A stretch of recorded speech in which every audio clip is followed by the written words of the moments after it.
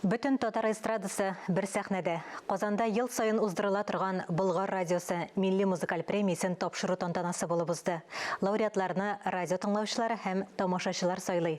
Әлеге тантана башкалардан нәрсәсе белән айрыла, бу хакта алдагы язмада. Мың халыкның күңел кызгысы. 10-нчы тапкыр Бұлғар радиосы премиясында катнашучы Венера Ганиева куластынан ержичиләрнең 80% чыккан. Жырчыларның иң затлыларын күрсәтәселәр килә. Бу бит инде безнең сәнгатебезнең бер күрсәткече, зур мәдәниятебезнең күрсәткече. Һәм шуның белән дә Бұлғар премиясе бу бик дәрәҗәле тантана дип әйтгәндә. Һәм монда катнашырга теләүчеләр бик күп. Елның иң мөһим премияларынан берсе берничә номинациядә бүләкләнә.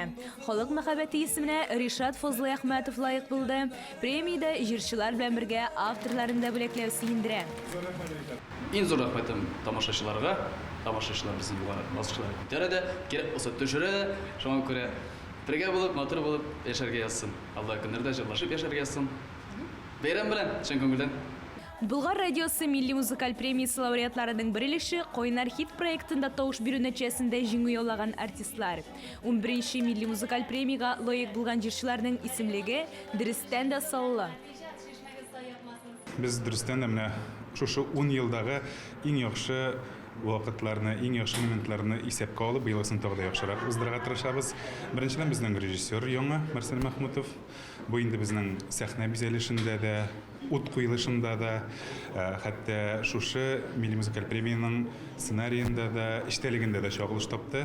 Без инде елда бирелә торган нәрсә соң миллилек дигән сорауга җавап эзләргә тырыштык. Һәм быел ул сәхнәдә алып баручылар теленнән генә түгел, алдан махсус әзерләнгән видеоконтент ярдәмендә дә яңгырayacak. Бұлғар радиосы Милли музыкаль премиясының мақсаты халык күңелен яулаган җырларны барлау, җырчыларны һәм аларның иҗат җимешләрен алтын фондка кертү. Миләүшә Гальфанова, Владимир Юрков, Татарстан яңалыклары.